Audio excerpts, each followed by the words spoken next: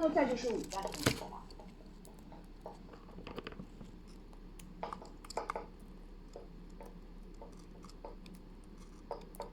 五段动词怎么办呢？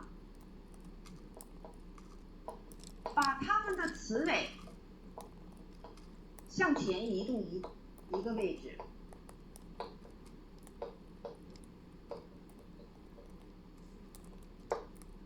就可以了。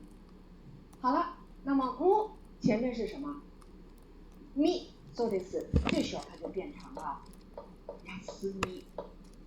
那么休み就是连用型。同理，是 u 的变成什么？一，是 ku 的变成什么？ki，是 gu 的变成什么？gi，是 s 的变成西， ch 变成七， n 变成ni，然后 b 变成 b， u 变成 mi， l 变成 li 就可以了。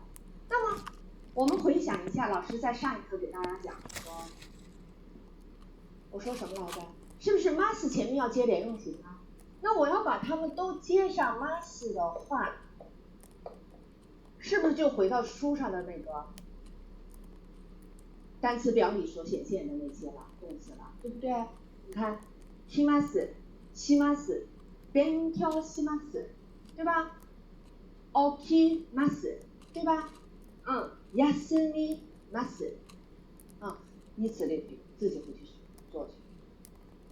所以这一部分你了解透了，其他的就好说了，明白了吗？那么除了下面还有一个，除了它可以接 mas 之外，就连用型能接 mas， 它可不可以接 masen 啊？可以接 masen， 对吧？可不可以接 mashita 呀？可以，也可以接 masen でした。也就是说，用 mas 这个，目前我们没有学其他的情况下，你用连用型接了 mas 可以有四种时态，因为我们的动作有四种时态。那个 okimasu 是起床了。okimasen 是不起床，okimashita 是已经起床了，okimasu 是起床 ，okimasen 是不起床 ，okimashita 是已经起床 ，okimasenでした是还没起床，对吧？它是没，表示动作没有完成。好了。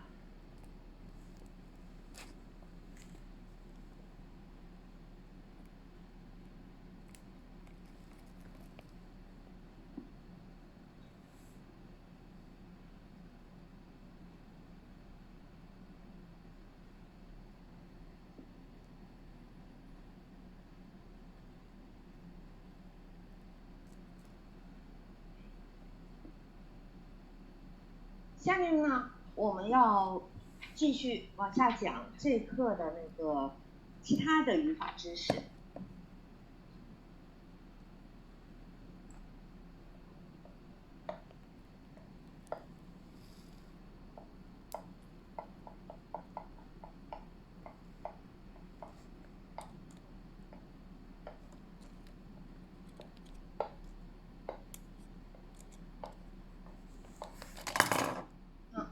来看这个，在这个地方呢，我们也看到体言是有条件的，是表示时间的体言，后边接一个一，这是助词，后边随着的是动词。现在呢，我们来看一，我们在第四课学了一个你，表示场所的体言后面接的你，表示存在的场所主体，对不对？那么这个时候我们讲的这个一、二，它呢也是一个格助词。